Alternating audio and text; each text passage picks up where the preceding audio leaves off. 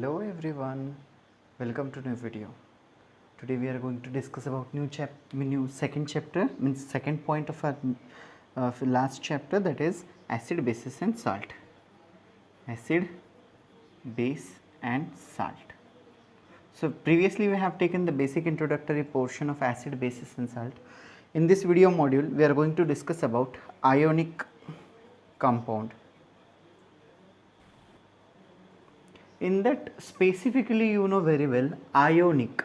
What is meant by ionic? Formation of ion. Formation of ions. There are how many type of ions are there? First one is positive and second one is negative. Means two type of ions are present, and in between that positive and negative ions are nothing but taken as an ionic components. You know student, molecule of an ionic compound has two constituent, that is cation, which is positive,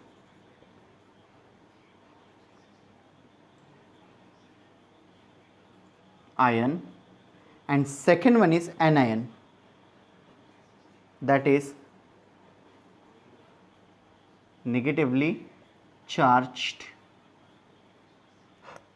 ion. Negatively charged ion. Cation and anion means we can say there is a force of attraction. How we can say there is a force of attraction? Because we know very well opposite poles of magnet, which means north and south, attracts, and same pole north and north or south and south get repel. Here we see cation and anion are nothing but positive and negative. So they are oppositely charged or equally charged? Definitely we can say from here they are oppositely charged, and we know very well when they are oppositely charged, so there is a force of attraction. There is a force of attraction. So in that definition what we can say, what is meant by ionic bond? Ionic bond is nothing but there is a force of attraction between the ions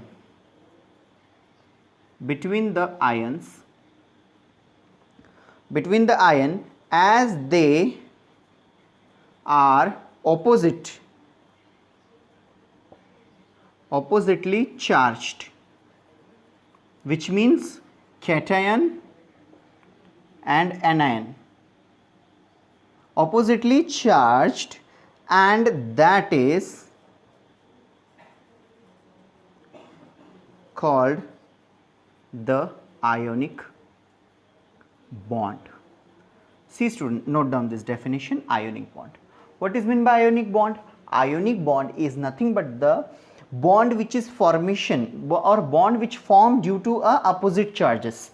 Opposite charges, which means cation and anion. Opposite charges get attract to each other, and because of that one bond is formed. That bond is called as ionic bond. We know very well the force of attraction between one positive charge on the cation and one negatively charged on the anion makes one ionic bond, which means we can say one cation plus one anion gives one ionic bond. One ionic bond. Why so students? See this, when first positively charged ion and one negatively charged ion, or one cation and one anion get attract or combine with each other, they form one ionic bond. That is called as ionic bond. You know student, while studying static electricity we have learned that there is a natural tendency of any body to change or to form an electrically charged state into a electrically neutral state. For example, what we can take, if we have a silk rod, if we have a glass rod which is rubbed against a silk cloth. हमने क्या किया है, एक कपड़ा लिया है silk का और एक ग्लास रॉड को उसके ऊपर रब किया है. So we know very well it get charged, which means silk के अंदर भी चार्ज प्रेजेंट है, दैट ग्लास रॉड भी चार्ज कैरी कर रहा है. लेकिन जब ये दोनों एक दूसरे के ऊपर फ्रिक्शन क्रिएट कर रहे हैं, एक दूसरे के ऊपर स्टैटिक फ्रिक्शन अप्लाई कर रहे हैं, उस टाइम पे क्या फॉर्म हो रहा है, वहां पे आयोनिक बॉन्ड का फॉर्मेशन हो रहा है. And that ionic bond is nothing but वहाँ पे उसमें टेंडेंसी है ना। ये देखिए, आप लोग क्लियरली जानते हो ये बात कि प्रत्येक मटेरियल में ये टेंडेंसी होती है। Each and every material has the tendency to acquire और टू डोनेट और to accept a charge. They are always charged. So because of that tendency, we can clearly instructed that each and every element consists a particular segment of a bond, and that particular segment of a bond is nothing but the cation and anion. When these two get attract with each other, at that time one bond is formed. That bond is called as ionic bond.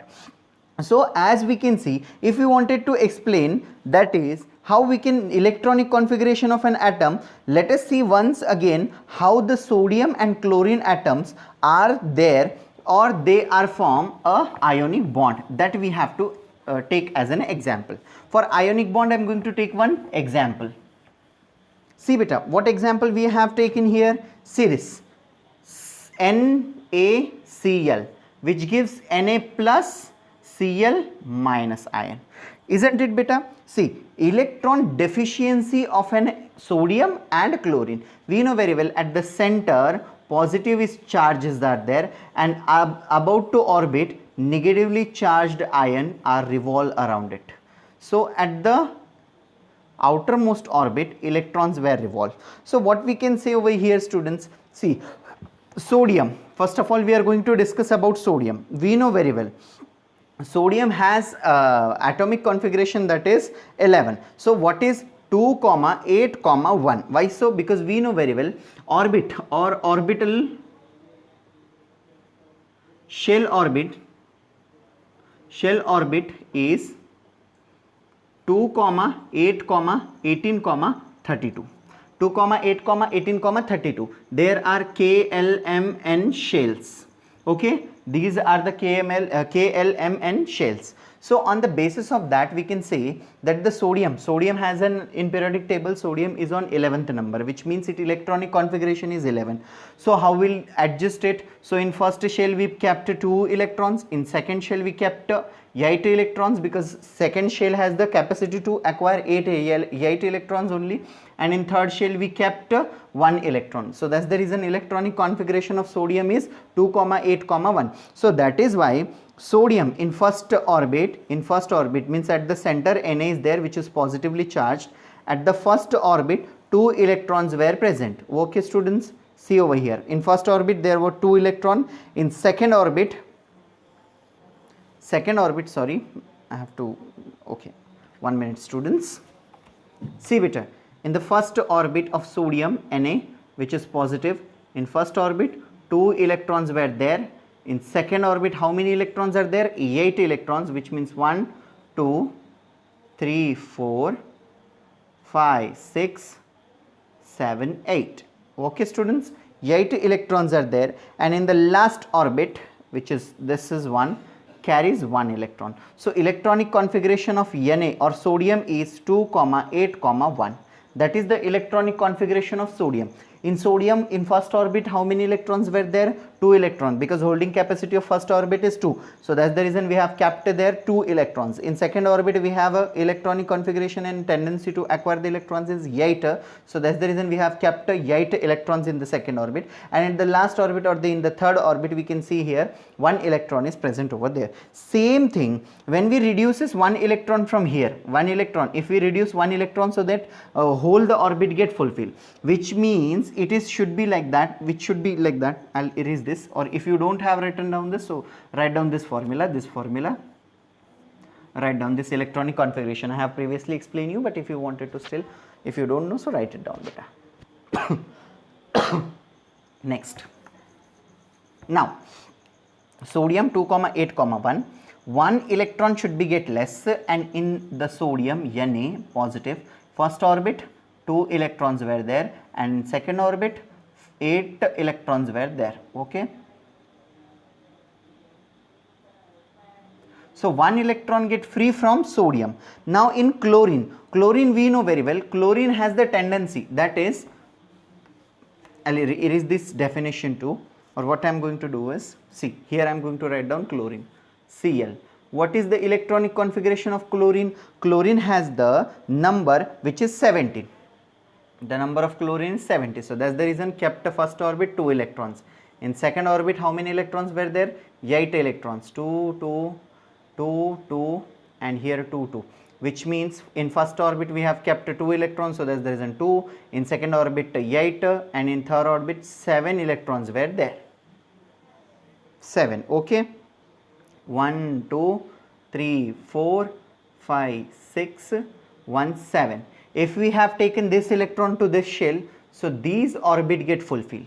So the orbit get fulfilled, which means if single, when we add one electron over here, so electronic configuration is like that: 1, 2, 3, and this is fourth orbit.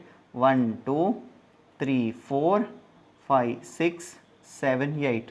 1, 2, 3, 4, 5, 6, 7, 8. Which means initially it was 7. 2 in first orbit, 2, okay, 2, comma 8 in second, 8 in third, 7th. When one electron from sodium get added towards here, so it becomes 2, 8, 8. So 2, 8, 8. So that is, it combines together and to form a stable structure, and the stable structure is exactly like that, which means we can say the stable structure over here. If I'm going to erase this, you just draw the structures a bit. Okay, now I am going to erase this and drawing the single structure of these components, and the single structure of this component is exactly like that. Sodium, see beta, sodium Na, sodium Na, first orbit, second orbit, and third orbit. 3 orbits were there. Okay students, in first orbit we have kept 2, in second orbit again we have kept 8. See, 2, 8, in last orbit we have 1 electron. Okay, and in chlorine, what exactly happens in the chlorine? So chlorine has the stable structure, which is first Cl, first orbit, second orbit, third orbit, and this is on the fourth orbit. In fourth orbit they have 7, 1, 1, 2, 3, 4, 5, 6. In this 8, 1, 2, 3, 4, 5, 6, 7, 8. And in the second one, that is 1, 2. When we add this electron toward this shell, means Na, when one electron added towards here, so it becomes sixth, and this is 1, 7th. When one electron is added, so it becomes 8, and the stable structure will got here, that is NaCl, which is with an ionic bond, which forms with the one ionic bond. Why so 1? Because one electron is shifted over here. If 2 electrons were shifted over there, so at that time we'll say that the 2 ionic bonds were formed, but here 1 electron will be shifted over there, so that's the reason it is considered as a NaCl as a single bond. So in that outermost shell, the outermost shell of the sodium at the chloride atom is not complete octet. Why so? Because there was only sodium and chlorine, that is sodium has 2, 8, 1, and chlorine has 2, 8, 7, which means complete octet is not there. Octet, there was 10 are there. Actually there was 12, but we have seen over here only 10 only. Up to 10th standard we have 10 only. So that's the reason I have taken here 10 only. So in sodium what exactly happened beta? See, 2, 8, 7, and in this 2, 8, 1. So that's the reason one electron gets shifted toward the chlorine and it becomes 8, 1. So that's the reason it is taken as a complete octet. Here octet get complete and newly formed component will be indicated over here. So that's the reason an electronic configuration with a complete octet indicate the stable state. Further, on an ionic bond is formed between the oppositely charged, that is Na plus, in this reaction Na plus and Cl minus ion. If therefore an ionic compound NaCl having very high stability when it is formed, because their octets were get complete. In first one also, in outermost orbit 8 electrons are there, and in chlorine also 8 electrons are there. When one electron get added to this, so at that time it will be get stable once again. So how we can say over here, they has the stable octet. So why so? Because sodium has also an outermost orbit 8, and in chlorine also outermost orbits are 8. So that is nothing but the ionic component. So this is what ionic compound beta. So another example is also there, but I'm just going to take this example as a granted one. How we can see what we have to do is, then in that what we have to do beta. So we can clearly see in over here when the complete octets were there. So at that time you have to find out some stable structures of, I'll give it to you, KCl, that is potassium chloride, HCl, that is hydrogen chloride, second one is NaCl, so we have taken, then NaOH, and you have to identify by mine method, whatever method I have taken. On the basis of that only you have to explain these criteria or explain these functions. So students, I hope you understand this phenomenon. If you understand this phenomenon, so don't forget to like, share and subscribe the channel. Why so subscribe the channel? Because whenever I'll upload the video, you'll get the notification. And second important thing is there, soon I'm going to upload you the videos which are in 11th standard. So there's the reason to get the notification, you have to subscribe the channel. I hope you understand this phenomenon. If you understand this phenomenon, so you know very well what you have to do is, you have to give the answer of these structures. You have to take a picture and in the comment box you have to upload it. That is your homework, okay students? So the homework you have to complete it, okay? In next we are going to discuss about ionic compound and dissociation of ionic compound. That we're going to discuss in next video module. I hope you understand this phenomenon. If you have any doubts, so don't forget to ask in the comment box which is given below. Thanks for the watching. Thank you.